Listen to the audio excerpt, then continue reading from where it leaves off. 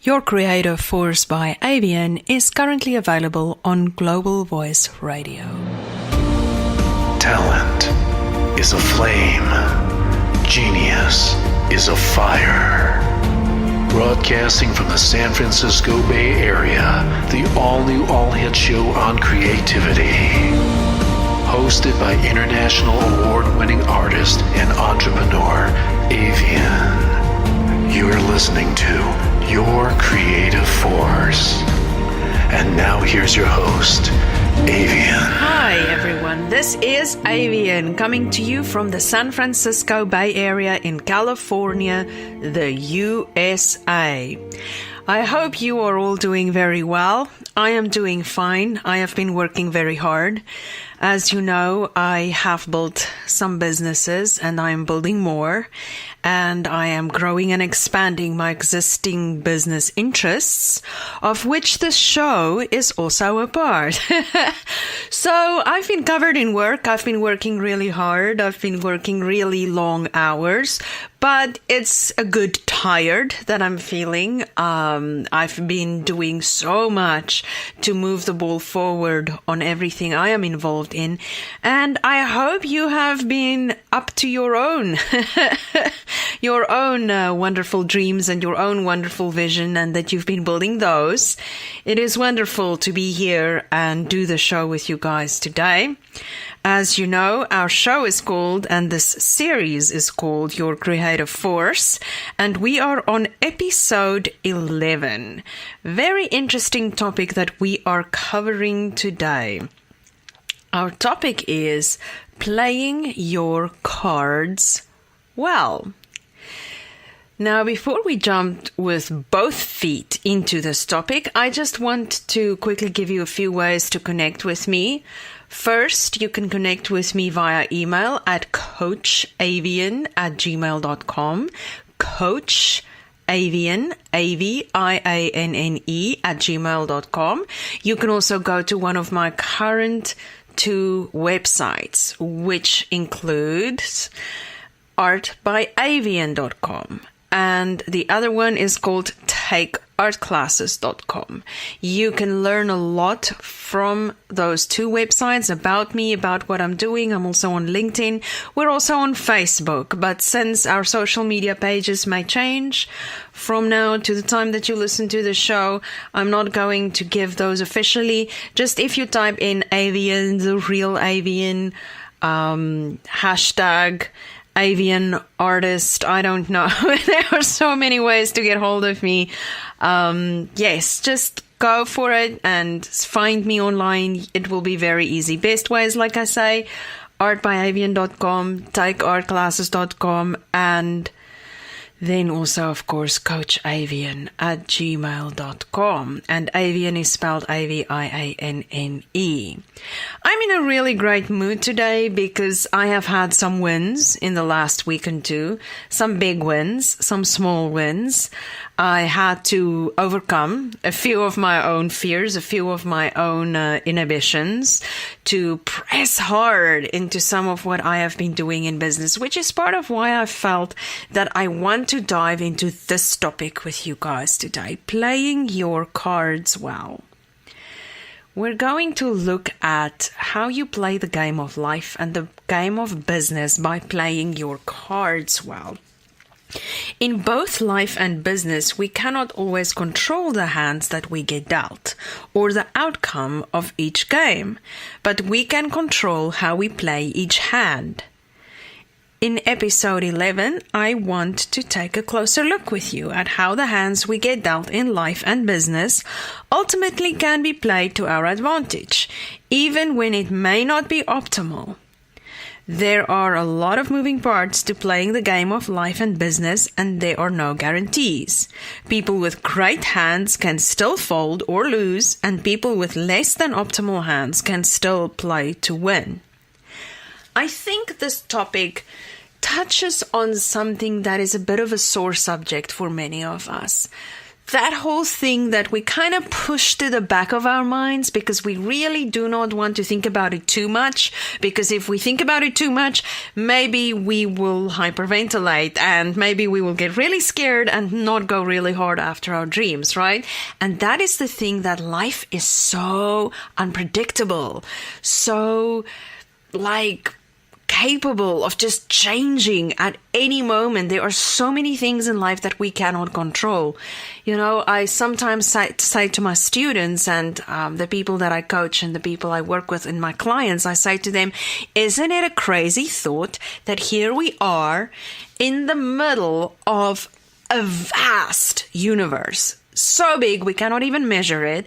It is pitch black dark out there, and we are literally all sitting on a blue ball spinning through space, and there is nothing we can do about it. Now that thought sometimes can be a little threatening to me, because I don't want to think about the fact that, wow, if our blue ball spins out of control, what are we going to do, right? There's nothing we can do to control that. But then on the other hand, it gives me some kind of a weird peace, I almost want to call it, because if I can't control it, how can I worry about it, right? There's nothing I can do about it. So here's the deal, okay? First of all, I am not a very good card player. Quick story on that. The only time I really played poker for real was during a vacation with some people way back in the day. And I was kind of bored, and I only played the game with them because I was kind of bored, and it was something new and exciting for me to learn and to do during this vacation. So I played with a group of people, and here is the really super crazy part. I played with them. I haven't played cards in so long, I can't even remember the rules of the game. But here's the thing. I played with them, and I was so scared that I was going to mess up. I was so scared that I wasn't really getting the game, that I just pretended to have these great hands all the time. And I actually did pretty well. I actually came in second in one game. I actually won one game. And it wasn't because I really knew the game in depth or was very experienced. There were people there who were far better players than me. It was just because I was so scared of messing up that I just bluffed. And apparently I bluffed good enough because I did pretty well, which was funny because I'm not someone who can do that very easily. I will generally tell you I don't have a poker face, right?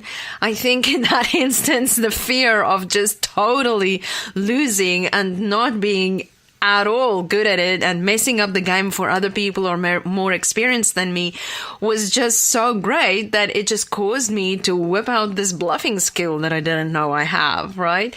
And then, just so you know, it was never repeated after that again. It was total beginner's luck combined with just fear, and it just prompted me to just play the game and just I did a great job playing the game, right? So I'm not really a super duper incredible card player. I don't really play cards in general. I wish I had time to do stuff like that, but unfortunately I don't. However, I have before watched card players closely. I even once watched something called High Stakes Poker, which they broadcast on television. They did that a few years ago. And I watched this game because I was intrigued by these men. It was just a group of elderly gentlemen, and they were playing this game, and they were all very wealthy. They were playing very high stakes. Like, they were like hundreds of thousands of dollars involved in this thing. And I was so amazed at the fact that these people were willing to take such a risk, right? Playing for so much money, doing so much to win this game, going so far, really just totally going for it and going really deep. And I was really intrigued by that, and I wanted to see how they did that. And I remember watching this thinking to myself, wow, they really have to have nerves of steel because this doesn't look like a very easy thing. It was very like they were reading each other's little signs, and it was very tricky. And some of them kind of played into the suspense. Others of them kind of joked around and then watched everyone's reaction.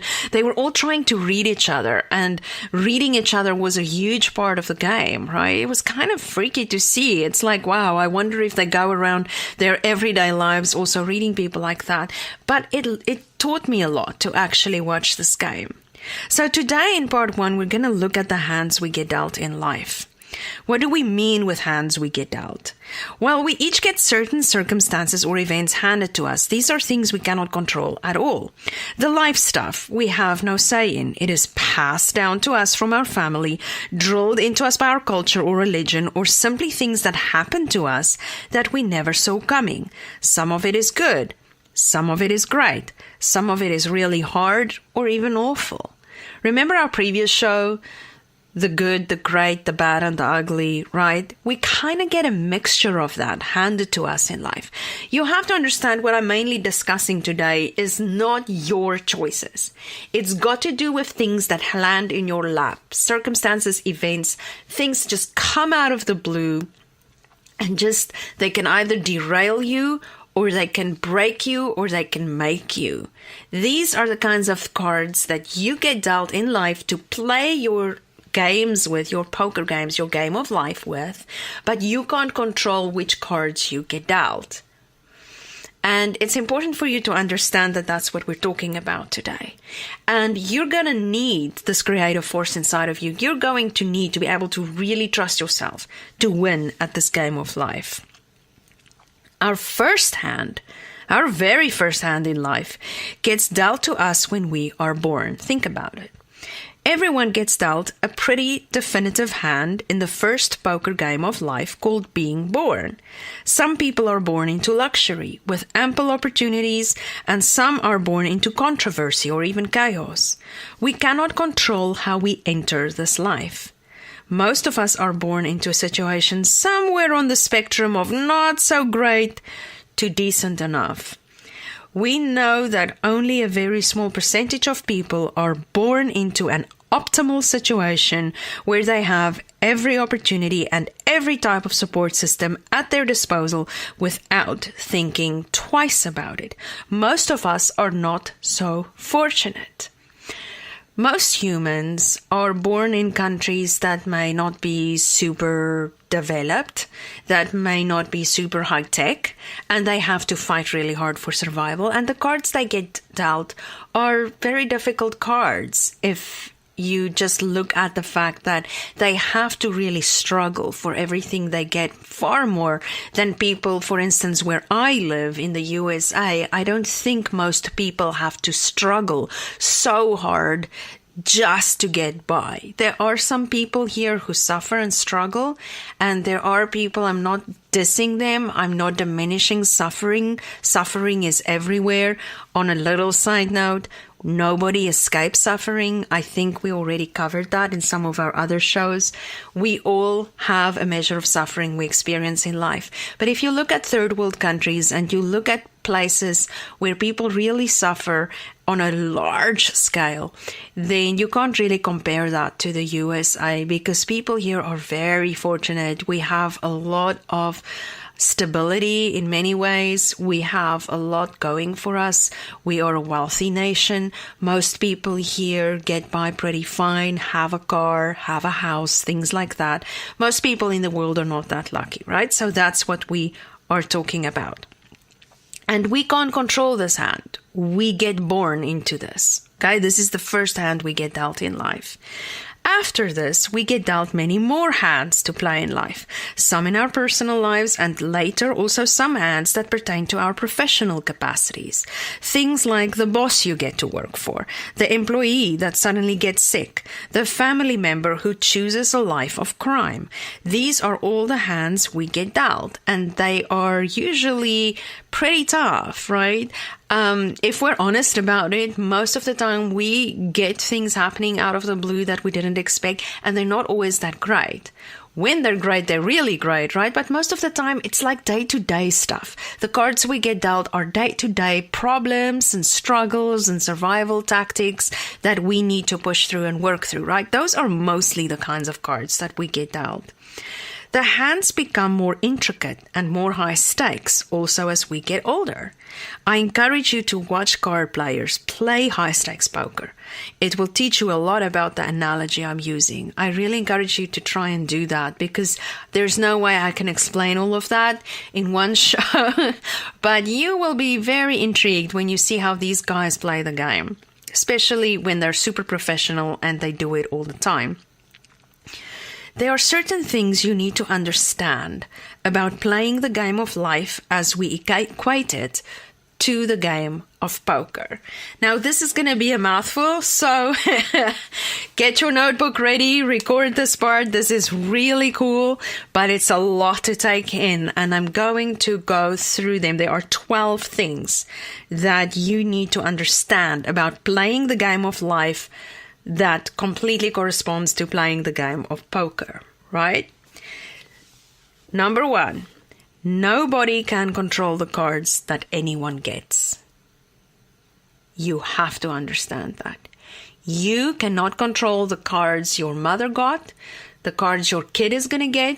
You don't have full control over that. You can try and be as optimal about it as if you do have a say, like over your child. But you have to understand that not all the cards your kid is going to get dealt or all the cards that your business will get dealt, because your business can be like your kid too, right? Like your baby. You cannot control all those cards.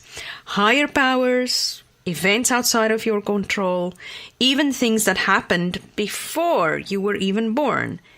These are the kinds of things that control the cards for the most part.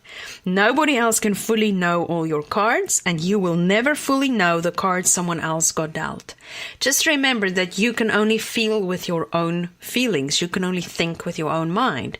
There is no way you can ever truly know another person's journey. Understand that, because this is part of the whole game plan, right? Number 2, you cannot risk revealing your cards all at the wrong time. You need to be patient in playing this game. The game of life, the game of business requires patience. Timing is very important.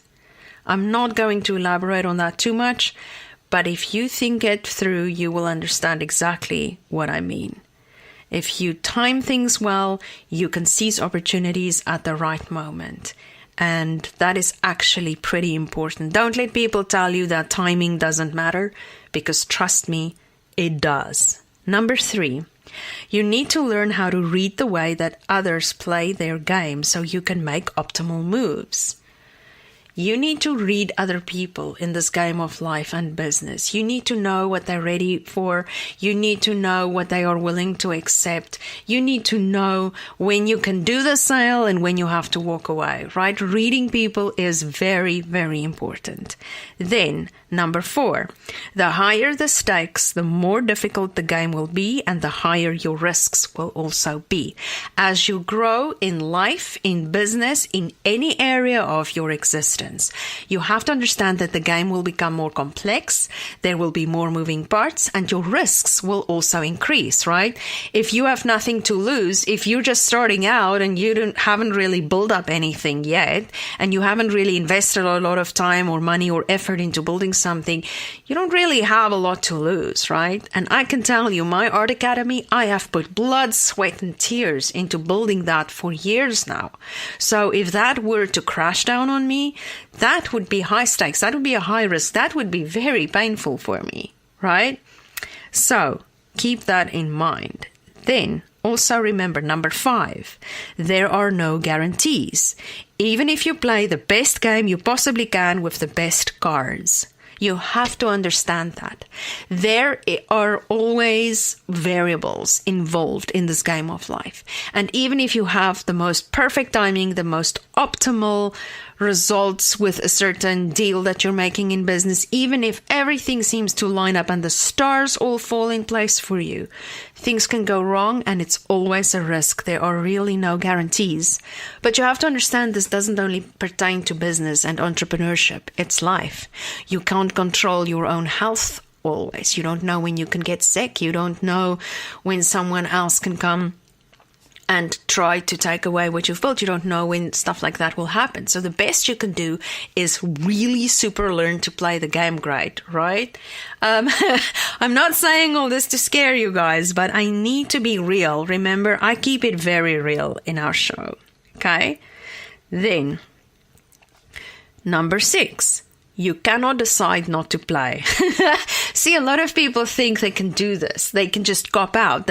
If they don't want to play, they just don't have to play. But here's the thing. Everyone gets cards, and everyone must play. To fold or to walk away is also to play. That's a choice, right? Your toughest game is the game you play against yourself. You need to learn to trust your instincts. But you cannot say, I'm not going to play and have no consequences. When you say, I'm not going to play, and you lay down your cards and you walk away, that in itself is a choice and a move. You have to understand that. Number 7, the game will last your entire life. In some way, shape, or form, you cannot quit the game, but you can decide how many chips you play. Give that some thought. That's very intriguing. You can't quit. You can't say that you don't want to play because you're going to have to make that choice. Making that choice in itself is playing the game, right? And you can't really walk away because you're going to get dealt cards, or cards are going to be dealt to you whether you want them or not. You're going to have to play, right? And the best you can do is play the best game that you can. And you can decide how much you want to put into each game.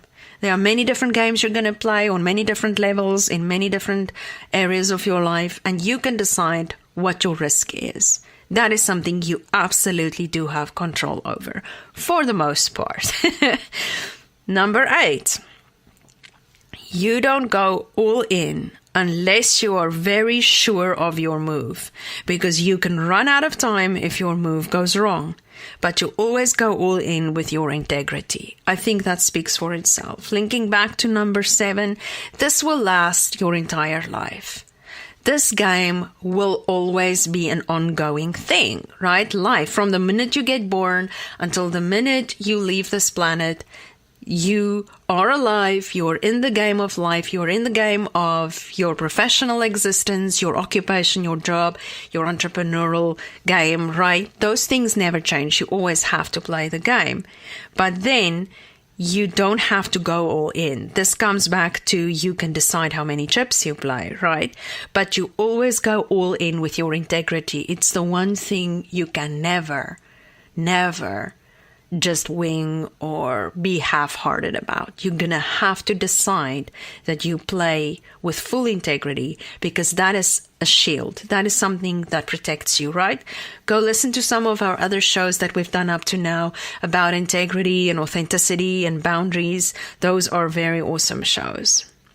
Okay, then we're moving on to number 9. The best you can do is to play as good as you can. Nobody gets a perfect hand all the time, not even the really lucky ones. See, a lot of people like making excuses. They do things like they would say, oh yeah, but he got born with a silver spoon in his mouth. That's why everything goes right for him. Not necessarily, okay? I can tell you I've lived a little. I've lived long enough that I can say with confidence to you, I have seen some of the most educated and successful and wealthiest people totally mess up their lives and hit rock bottom. And I have seen people who had to struggle and fight for it become self-made millionaires, even billionaires. I've seen it. So I know that the cards you get dealt aren't necessarily a guaranteed outcome. Even the lucky ones can get bad hands. Okay, you have to understand that, because your game is backed by your character. Your game is backed by a lot of moving parts that may not all be directly involved with the kind of cards you get. You have to understand that. Okay, there are many variables to this game. Luck has a bit to do with it. Sometimes you will be lucky. This is number 10. Luck has a bit to do with it. When you get lucky, you better take that luck and make something of it. When a really great opportunity, a really like a once in a lifetime chance to do something really out of the box and extraordinary, to put yourself on the map, to put yourself on the forefront, to differentiate yourself from your competition in business or in life, when life just gives you a really awesome gift, you have to embrace it and you have to play that luck. You cannot pretend it's not there or get afraid and run away because it may seem overwhelming. You have to use your luck when luck comes to you, right? Number 11, in the end, everyone plays for themselves. You have to understand that. You cannot play on someone else's behalf and nobody can play on your behalf. You have to play your own game and your game will never look exactly like someone else's game. You have to remember that. Remember, it ties back into each of our journeys being very unique, and we cannot try and appropriate someone else's journey because it just doesn't work that way. Number 12, last but not least, at the end of the day, the game goes back into the box and we all leave. Nobody gets out unscathed or even alive. That sounds maybe a little grim, but it's not. Okay, you get this one life. You get this great chance to play all the best games you can play. Use it. Enjoy it. Embrace it. That's the secret sauce of really enjoying the full benefit of living from your creative force, living your best life. The very best life that you can possibly live is lived because you really play the best game with every single card in every single game that you have to play, right? You can do this. You can do this. Nobody gets out alive or unscathed, so why not make the best of it? There is no reason you have to hold yourself back or just be so full of excuses that you end up not achieving your potential, right? So, I've given you guys a lot to think about, and we're going to conclude part 1 with that. And in part 2, we will take a closer look at how you can play your cards well, even, yes, even the bad ones.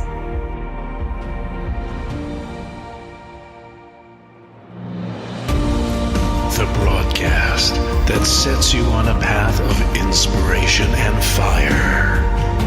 You're listening to Your Creative Force. And now we return to our show with Avianne. And we're back with part 2 of our show today. Your Creative Force, episode 11, How to Play Your Cards Well. Playing your cards well. That is our theme that we are dealing with today. You have to understand that it is not only a matter of the cards you get dealt. It is about how you play.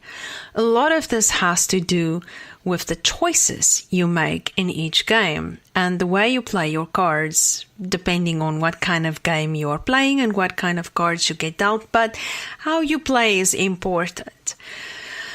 I'm going to be honest with you guys. For me, sometimes playing my cards is hard. Not because I got bad cards. Usually I get a mix. I get some good cards, get some bad cards, and I kind of just have to play them the best I know how, right? But for me, because I'm very sensitive, I'm very emotional, and I can get very frustrated with the game or with people I have to play the game with, and I can feel overwhelmed. I do struggle with some ADHD symptoms that I've had to deal with all my life. I don't generally allow things to get to me, but there are times when I have a difficult time.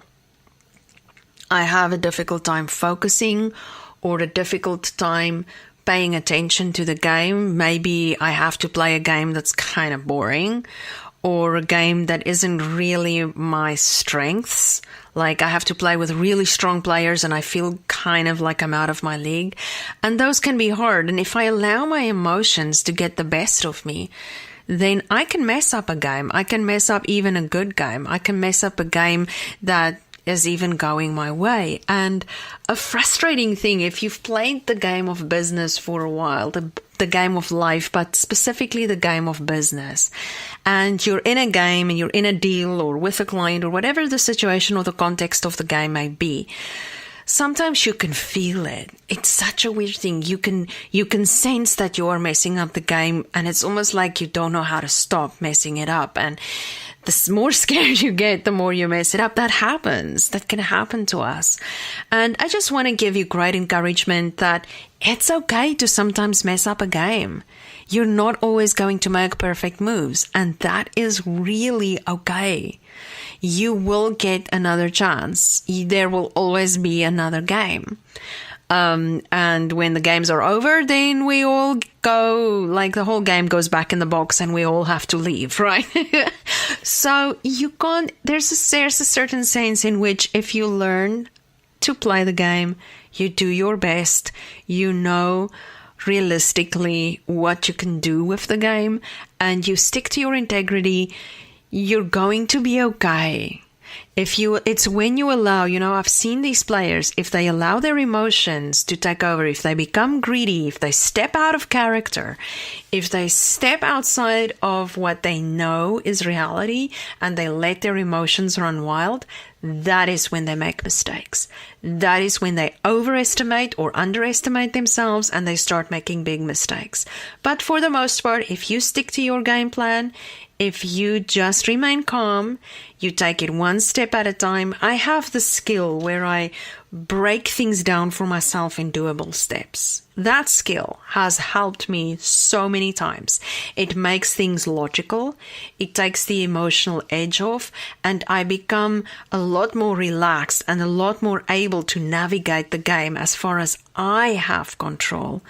I can then play my cards and be far more logical and decisive and effective with every move that I make. So that's just a little tip on this note. If you care about doing really great in the card game of life, you have to play your cards as good as you possibly can. The reality is that a person with great cards can lose if they don't play well, and a person with bad cards can actually win if they pay attention and play well. You need to decide what kind of game you are willing to play, what kind of risks you are willing to take, and then what you are not willing to compromise on. It is you at that table playing the game. Nobody can play it for you. I cannot stress to you enough how important it is that you realize it. It is on you. You can't blame shift. You can't say so-and-so said so-and-so and this person advised me to play the game with this way and that way and then blame other people if the game doesn't go your way. You are at the table. You are playing the game.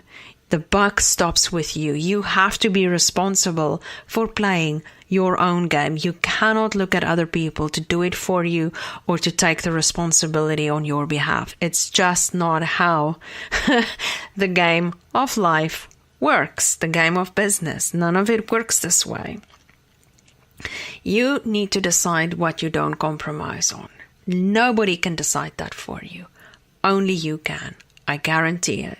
The minute you start trying to play your game to please other people, or because other people, you think they know better than you, and so you change your game to suit their agenda or their advice, but you kind of have this weird feeling inside that you're not being true to yourself, not a good game, not a good tactic, because people can sense it. And other people around you, they're going to read that about your game. They're going to read that you don't have confidence in your game and that you're not really in the game.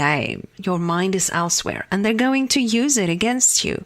You have to have your mind in the game. You have to authentically play your game. It's really just how it works. Remember, we're using an analogy of poker. Poker can be quite a brutal game. From what I've seen and what I can tell, people can get pretty harsh and pretty brutal in this game. It's not a game for fools, and it's definitely not a game for sissies. I can tell you that. It's a serious game. The game of life, the game of business is... Any game is that way that you're going to play in your life. Any game. I'm speaking, of course, proverbially, metaphorically, however you want to say. I'm not speaking about a literal game. But in a way, it is. It is that thing that you cannot cop out. There's no cop out. You have to play. Right? So, to play your cards well, you have to pay attention to these 7 things. I'm going to go over them, and then I'm going to come back and stand still with each of them. First, number 1, the reality of the cards you got dealt. Number 2, your wisdom and character in the game. Number 3, the wisdom and character of your fellow players. Number 4, you have to have a desire to play well. Number 5, you need to decide how to play your winnings. Very important. Number 6, you have to have an exit strategy from every specific game should you lose. You have to have an exit strategy. Number 7, if you need to bluff, you need to do it convincingly without compromising your integrity. So, let's delve a bit deeper into what I just said. We're going to stand still on each of these points a little bit. You have to pay attention to 7 things to play your cards well. Number 1, the reality of the cards you got dealt. Sometimes I think people underestimate or overestimate the cards they got dealt, right? They think that a mediocre hand is kind of a great hand, or they think that a great hand is mediocre, and then they don't play the game right. You have to be able to take off the rose-tinted lenses or the glass half empty brain box that you put yourself in, and you have to see the cards as they truly are. You probably don't have a perfect hand, but you probably also don't have the worst hand at the table. Just consider that for a moment. Have a bit of a glass full attitude about it so that you actually give yourself some motivation, some encouragement, some incentive to play your best game, right? But be realistic. Look at the cards for what they really are, not for what you wish they were. Because if you wish you had better cards, you're never going to play your best game. If you see cards that are pretty good, but you bring yourself down and you tell yourself, these are really awful cards, there's no way I'm going to win, then you're going to cut yourself off from the game. You're going to cut out your own chance of winning before you've even started. You really have to pay attention to this. If you think your cards are great, but they're not that great, you're going to overestimate your hand and you're going to make bad judgment choices. If you underestimate it, you're going to have the same problem. You're going to discourage yourself from actually playing to win. So be realistic about the cards. Look at the situations, look at the events, look at the circumstances you get dealt and say, okay, this is what I have to work for. This is what I have to work with. How am I going to overcome it? How am I going to play it? Start asking yourself clever questions about the cards you get dealt so that you can have a strategy to actually work through this situation instead of being in denial. Denial is bad. Good denial, bad denial, all kinds of denial. When it comes to this, it's bad because denial will prevent you from playing your optimal game. You have to get down and dirty. You have to own your cards. You have to look at reality. There's no escaping that. Then, you have to consider your wisdom and your character in playing the game well. Okay? You have some life skills. You have some wisdom. You've learned some things. You have some character. You've hopefully built some integrity, built some authenticity, built some boundaries, have some character, right? You're the person who shows up on time. You play the game as fairly as possible. You do your thing, right? And you have the character and you have the wisdom. And you got to bring that to the table. It's very important. People will feel comfortable playing the game with you if they know that you are not some shady dude, right? And if they know that you're someone trustworthy and someone who plays by the rules. If they think you're a cheater, or they think you're being shady, or they think you have ulterior motives, they're not really going to want to play with you, and you're not always going to get the best players and the best games, right? Remember that you want to play with good players as far as you can. If you have a choice in who you play with, you want to play with good players, because they are actually going to be the ones who make you better at the game. You never want to sit at a table and be the smartest player. You don't want that to happen too much, because you're going to start getting overly confident, and then one day when you get handed a certain hand, or you're sitting around a table where other players chose you as a partner and they are far more advanced, then you're going to really bite the bullet for that. So you want to put yourself into games with people who are far more experienced than you. At times you have to be calculated about this, but once again, this is a part of the game that you actually can control to a degree. So do that.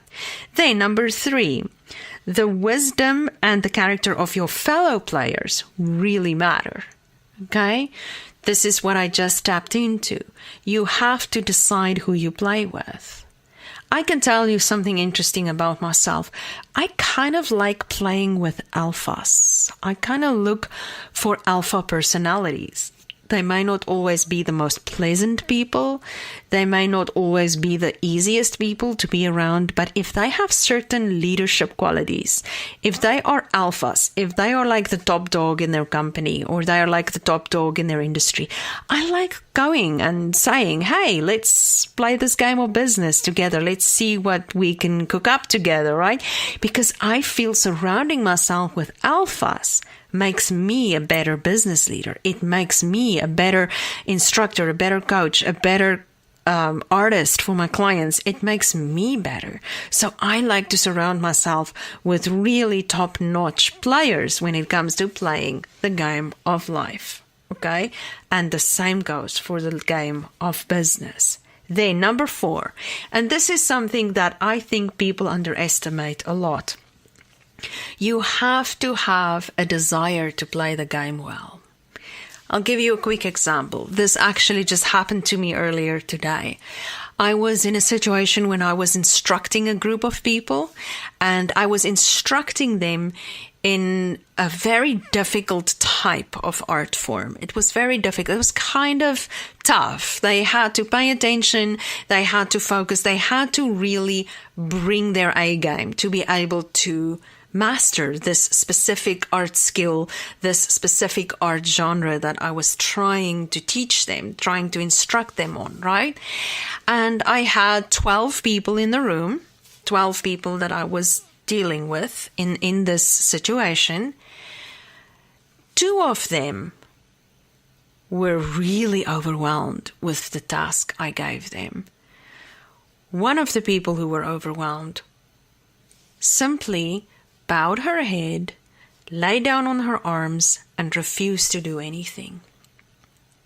That was kind of shocking to me. She literally had no desire to play the game. Never mind playing it well, she didn't even want to try. You see, now, there's nothing I can do for her, right?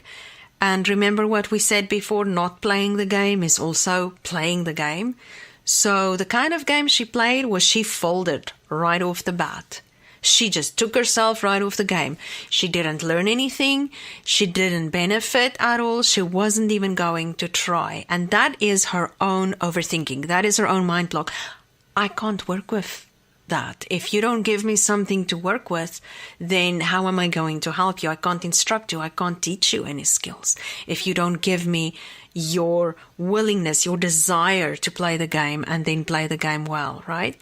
The other person that felt overwhelmed, they kind of complained a little. They kind of resisted me a little. I was able to win them over. I kept encouraging them. They eventually came around and they tried their hand at it. And you know what? They ended up playing a pretty decent game with what I gave them to do. Okay, I told them, this is the first time you're doing this thing. This is a hard thing to do. You're probably not going to do it perfect, but doing it perfectly is not the point. It's trying. And you know what? I say to my people, I say to everyone in the room, you know what? If you try your best, if you play the game, if you have a desire to play well and you just do your best, you are already way ahead of the curve of someone who's not even willing to try. And I want you to remember that there's such a lesson there. Then, number 5. You need to decide how to play your winnings. You are going to have some winnings. And the more wins you have, the more chips you will have to play. And the more choices you will have as to which kind of games you want to engage in and which kind of games you just want to bow out. You can't play every single game out there. You have to sometimes choose the best game for you when you're presented with choices. Remember, you cannot not play, but you can choose what kind of games you play and which games you play to a degree. Remember that.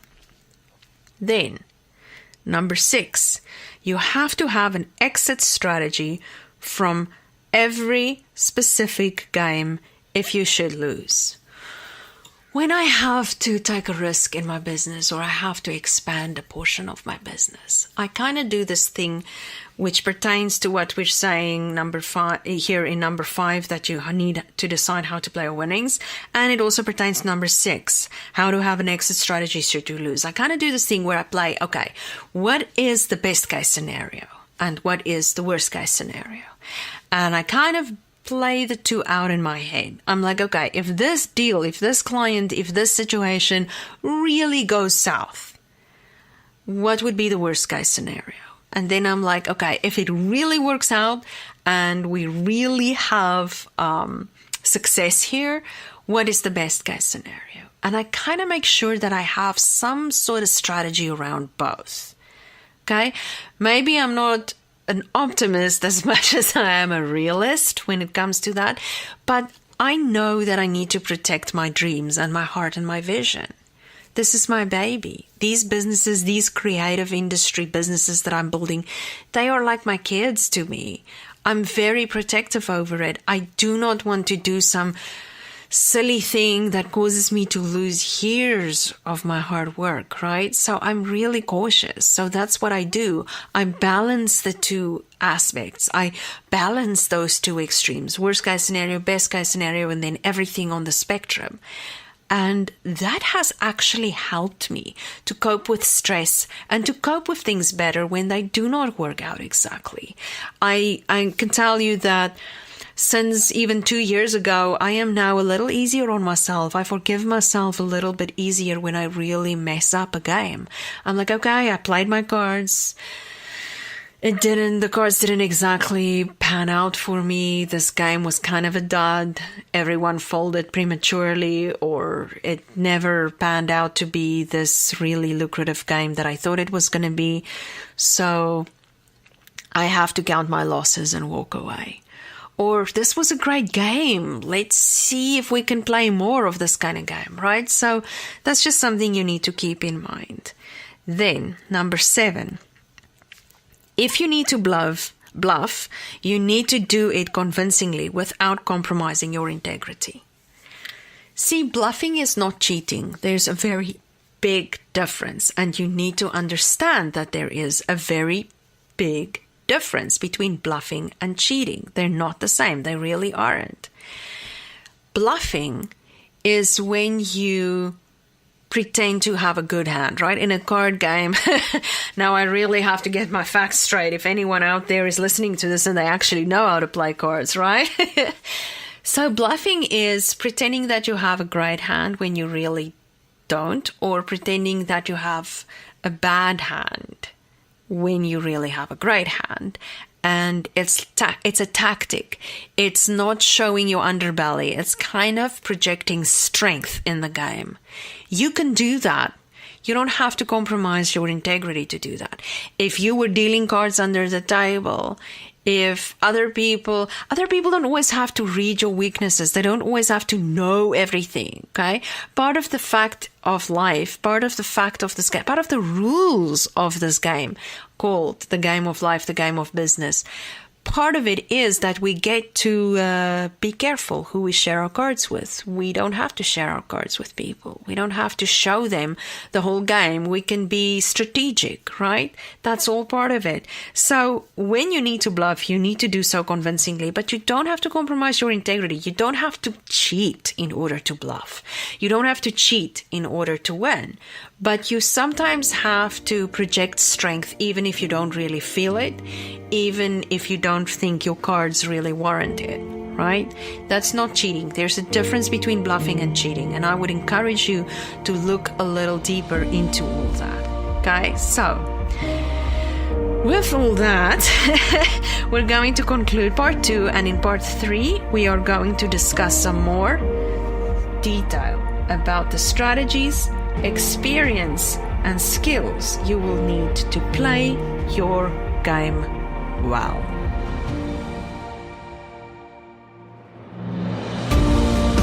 Talent is a flame. Genius is a fire.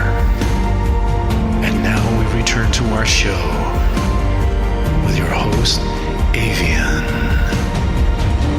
And we're back with part 3, the final part of our show on how to play your game well, how to play your cards well. That is what we are talking about today. This is Your Creative Force, and this is episode 11, part 3. Okay, so this is going to be pretty short and sweet because I'm basically using this part of the show to just wrap things up. In part 3, we're going to look quickly at strategy, experience, and skills. Those are the 3 things that you actually super need to be able to really play your cards well, play your game well, right? So remember, I cannot stress this enough. It matters how you play. In fact, it can many times matter more how you play than what you are playing with. How you play your cards almost always matter more than what the cards actually are. Remember that. Sometimes people can stare themselves so blind against the hand they got dealt that they just submit to the hand they got dealt and they never really learn to play the cards well. And therefore, they never really get great at the game, and then they wonder why they're always losing at the game of life. Very important fact to consider. Now, let's first look at strategy. You have to have a plan. You cannot wing a serious poker game, and you cannot wing the card games of life and business either. You have to work with a plan that takes into account where you are at and what you have to work with and how you want to deploy those to your advantage. It all comes back to having a strategy for your winnings and a strategy for your losses. You have to have strategy. You cannot just go into the game like, I'm going to wing it, whatever happens, I'm just going to do my best, and you're not even really thinking it through. You're not even really contemplating different outcomes or different possibilities with the game, especially after you got dealt your cards, after you did a reality check on which cards you got dealt. Now you can come up with strategy. You have to first be realistic, right? And then you can come up with a strategy of how you're actually going to deal with this whole thing. So then, strategy being important, the next thing is experience. Experience does matter. The faster you learn to deploy strategies to play the game on purpose and not just be a victim of the game, because you can go into that mode where I'm just going to fold, I'm not going to really play, I'm not going to really try, and then you just become a victim of the game and a victim of the cards you get dealt, right? If you don't want to do all that, then you have to start playing so you can learn the game, so you can get some experience, so you can get your skin in the game and you can get experience and you can know what you really are fighting for here, right? So that you can get some passion. Oh, good grief. There is nothing as bad as seeing someone who has absolutely no desire or no passion for anything in life. I don't know if you've seen it. Now and then, it's very rare that you come across someone who has just absolutely no desire and no passion in life. But to see that is very, very depressing. And frankly, I kind of avoid people like that because they make me feel very negative and very depressed, and I just don't enjoy being around that. So experience matters. You don't want to enter the business game without some tips and lessons from experienced players. There are many things you cannot know about card games when you are a rookie. You're not going to know how to read people very well if you're brand new at the game, right? You will get creamed if you don't think experience matters. I have a friend who worked at a company where a lot of people were very young. There was just a really young crowd working at this company. And a lot of these younger people who worked with him had this attitude that they are new, they know the latest and the greatest, and that his experience, because he was older than them, doesn't really matter. And you know what? They actually did really silly things. They actually, in a way, ran the company into the ground because they didn't value experience. They thought they knew everything, but they never sat down and really listened to the people in the company who had the experience, who have run the same race before, who knew the pitfalls, and so they ended up stepping into it pretty badly. So experience really matter, and if you don't think experience matters, it's gonna bite you when you least expect it. Often, though, you will make mistakes as you learn, and you need to understand that it is part of the game. It is okay to make mistakes. So right here, if you haven't gotten this idea yet, because of what I'm saying here, I want you to get it now. Perfection is not required. Remember one of those quotes we did early on in one of our earlier shows where Salvador Dali said, never fear perfection because perfection, you can never reach it, right? It's kind of that kind of idea. Then, moving on to skills. You get better at the game if you practice. This is true of everything in both life and business. You need to figure out the skills you need for your specific game, and then you need to learn them as good as you can. This is not a once-off, but an ongoing process. Remember the journey. And sometimes you will have to learn as you play. Sometimes you're going to have to think quick on your feet. You're going to make mistakes. It's really okay, but your skills will get better if you play. If you're willing to put yourself out there and you're willing to play the game, even if you're not the greatest, even if you don't have the most experience, you can learn and you're going to get better, but you have to start somewhere. If you overthink it to the point of analysis paralysis, you won't even start. Remember my previous example? I can only work with what you give me. And if you wouldn't even try, then nobody can help you, right? You have to want to play your best game. Remember that there is also luck. There is such a thing as luck. And you cannot control luck. Everything in life is very much like a card game. You need some luck. You need strategy, experience, and skills. Wisdom and character also. But the one thing you cannot ever do is control the cards or choose not to play. To choose not to play is also a move. Very important that you remember that. Okay. I am all out of ideas for the last part of my show. I think I've done a good job wrapping this up for you guys. I'm very excited to give you this show. You know, actually, I can go on for a while, but we only have an hour. So this is as much as I can put into an hour. And I'm going to do our quote of the day, and then I'm going to love and leave you. Our quote of the day comes from a song by Kenny Rogers called The Gambler. If you can look it up on YouTube, I would really say go listen to the song. You can look it up on iTunes, look it up on YouTube. Go and listen to the song. There's a lot of wisdom in this little silly country song, but it really speaks to me. The song has these lines in it, okay? You've got to know when to hold them. Know when to fold them, know when to walk away, and know when to run. You never count your money when you're sitting at the table. There'll be time enough for counting when the dealing is done. This is sung by Kenny Rogers in the song The Gambler. Wow, so much more I want to share with you guys. We'll leave that for the next episode. I am Avianne. I'm signing off from San Francisco, California. Goodbye, all the best, until next time. Talent is a flame. Genius is a fire. Tune in next time as we explore